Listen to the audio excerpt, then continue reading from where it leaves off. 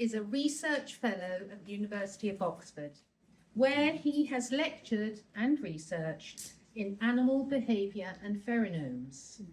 Tristram also has a TEDx talk, which has been viewed 1.5 million times.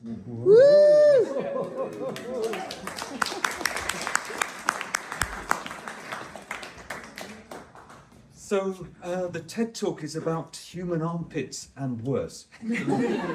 But tonight, I want to start with a very special evening. It was 2014, and I don't think I've ever seen my father so happy. We were in posh meeting rooms in Mayfair. It was canapes and champagne all over. And the reason we were there was because I'd been shortlisted for a book prize. It was the Royal Society of Biology, and it was the award night, and it was a special night for my father because he'd been a member of that society, he's also a scientist, for some 50 years. Normally, he's not, or was not, prone to misbehaviour, but I spotted him that night moving my book to the front of the book displays. It was a very proud moment. Finally, we were called into the lecture theatre for the awards ceremony itself. My category came to the top, and the host paused as they opened the envelope and said, "And the winner is Tristram Wyatt." It was me. And I was overjoyed. My father was incredibly happy, and he beamed for the rest of the evening. So my book was about pheromones across the animal kingdom. Chapter 13 is all about humans. But pheromones are those invisible chemical signals that animals and perhaps humans, but that's another story, use to communicate. It works underwater, it works in air, it's almost universal. And that book is the single thing that has given me the most pleasure in my professional life. It kind of made me Mr. Pheromones. And on the strength of that, I was invited to international conferences. I've spoken all over the world, across the Americas, all over Europe, Australia, Japan. It was my identity, and it made me very happy. So the book came out in 2014, the year of the prize. 5 years later, in 2019, it was time to look again and think about another edition.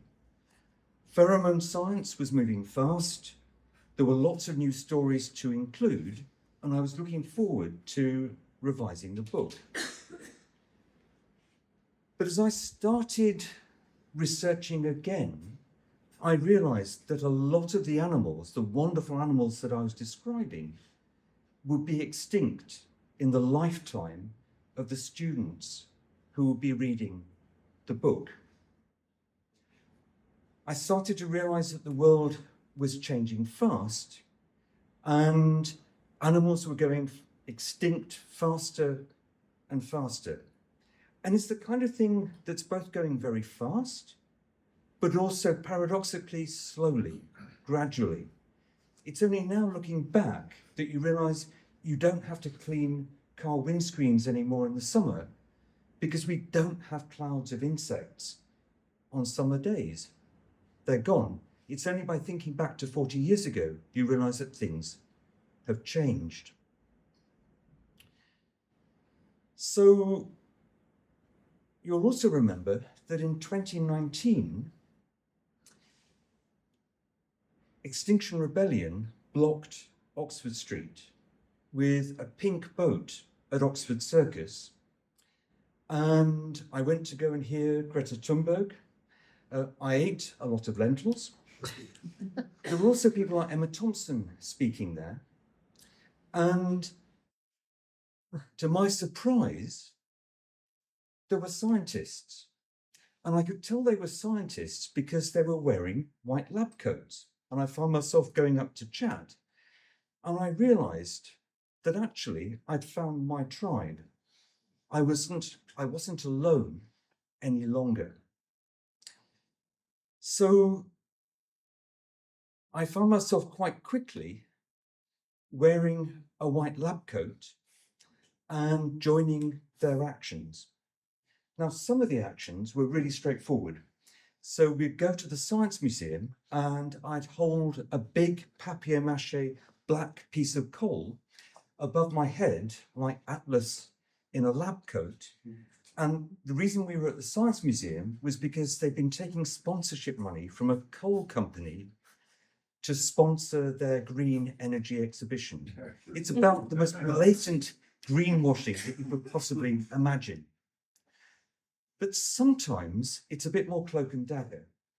So one cold morning at 7 o'clock, I found myself standing next to the statue of Winston Churchill in Parliament Square holding a rose, and the media had been prompted to look for somebody like me and approach me with the code word, obviously of lentils, to be briefed. And then at 7:30, I received a text to tell me that other scientists were leaving their meeting point at Pret, around the corner, putting on their lab coats and then running to the Department of Energy, where they were going to paste huge blown up scientific papers explaining to the minister why the minister should not give the go ahead to new North Sea oil. My job that day was to make sure that the photographers arrived at the right moment when the scientists were doing their thing. Now, I wasn't there to be arrested, and there are two reasons. One is that I'm not very brave. The second reason is that I'm in a mixed marriage. I support Extinction Rebellion and Just Stop Oil. My husband is a petrol head who loves cars. He especially loves cars with big engines. And we now have a 3-litre BMW. And he assures me that this is greener than the car we had before, but I'm not convinced. He's also not keen on me being involved in direct action. He doesn't want me to be arrested. So the deal we have is that I will try not to be arrested. And so far, touch wood, that's worked. Now I have won some battles.